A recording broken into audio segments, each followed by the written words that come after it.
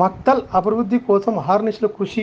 ఈ ప్రాంత సమస్యలపై పూర్తి అవగాహన ఉంది. ఈ నెల 9న రేవంత్ రెడ్డి ఆధ్వర్యంలో ఉమ్మడి జిల్లాపై రివ్యూ సమావేశంలో మక్తల్ ఎమ్మెల్యే వాకిటి శ్రీహరి మక్తల్ నియోజకవర్గ అభివృద్ధి కోసం అహర్నిశలు కృషి చేస్తున్నానని, ఈ ప్రాంత సమస్యలపై పూర్తి అవగాహన ఉందని, నియోజకవర్గంలో రోజుకు కనీసం 18 గంటలు కష్టపడుతున్నానని మక్తల్ ఎమ్మెల్యే వాకిటి శ్రీహరి అన్నారు. మక్తల్ ప్రాంత వాసులు తన మీద ఎంతో నమ్మకంతో దాదాపు 18,000 మెజారిటీతో గెలిపించారని అన్నారు. గత 30 ఏళ్లుగా కాంగ్రెస్ పార్టీలో ఉన్నానని, తన గురించి మక్తల్ ప్రజలతో పాటు సీఎం రేవంత్ రెడ్డి, ఉప ముఖ్యమంత్రి బట్టి విక్రమార్క, మంత్రులు ఉత్తమ్ కుమార్ రెడ్డి, కోమటిరెడ్డి వెంకటరెడ్డి, సీతక్క, శ్రీధర్ బాబు, పొంగులేటి శ్రీనివాసరెడ్డి గారులకు మరియు మంత్రులు, నాయకులు అందరికీ తెలుసని అన్నారు. సీఎం రేవంత్ రెడ్డి, ఏఐసీసీ అధ్యక్షుడు మల్లికార్జున్ ఖర్గే మరియు ఇతర నాయకుల ఆశీస్సులో తనకు పోటీ చేసే అవకాశం వచ్చిందని ప్రజలు ఆశీర్వదించారని తెలిపారు. ఉమ్మడి మహబూబ్ నగర్ జిల్లా రివ్యూలో భాగంగా విద్య, వైద్యం, సాగు, నీటి రంగంపై మక్తల్ ప్రాంత వాసులు ఎదుర్కొంటున్న సమస్యలను సీఎం రేవంత్ రెడ్డి గారి ఆధ్వర్యంలో జరిగే సమావేశంలో ప్రస్తావించి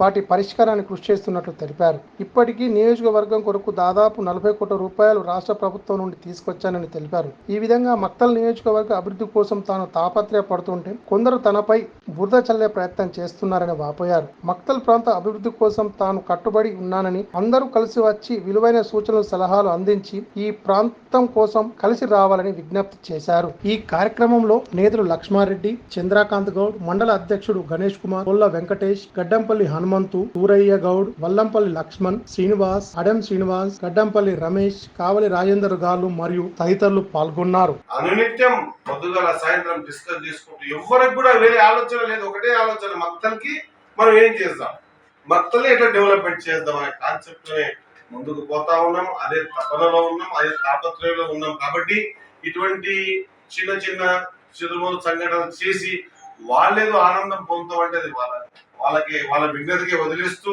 అటువంటి ఎవరు కూడా ప్రజలు నమ్మరు, at the same time party నమ్మదు.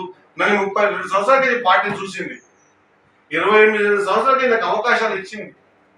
ఏనాడో అవకాశం ఇది ఒక్కటే కాకుండా నేను చూశాను కదా, ఒక ఎలక్షన్స్ లో కూడా ఎన్నో రూమర్స్ క్రియేట్ చేసినా కూడా ఇక్కడ ప్రజలు నమ్మలే.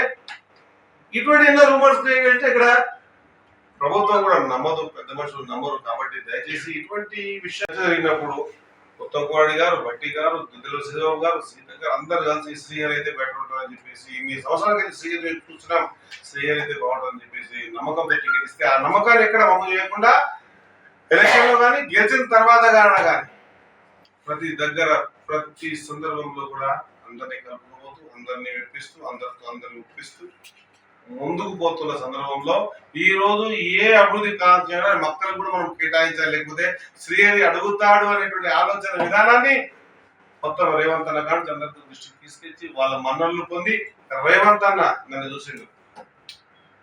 మొత్తం ఆయన తాను పిసిసి అధ్యక్షులుగా ఉన్నప్పటికీ ముఖ్యమంత్రి అయ్యేదాకా ఆయన తీసుకున్నటువంటి 30-40 కార్యక్రమాల్లో ప్రతి కార్యక్రమంలో మక్తల్ పార్టిసిపేషన్ ఏర్పాటు చేసి నాకు ఒక అవకాశాన్ని ఇచ్చి, ఒక బాధ్యత ఇచ్చి, ఆ బాధ్యతని పరిపూర్ణంగా నేను నిర్వహించినందుకు నాకు ఆయన టికెట్ కట్టిపెట్టాడు. ఆయన బట్టి గారు, ఉత్తమ్ గారు, పెద్దలందరూ కూడా మల్లికార్జున గారి ఆశీర్వాదం నన్ను ఈ స్థాయికి తీసుకురావడం జరిగిందన్న మాట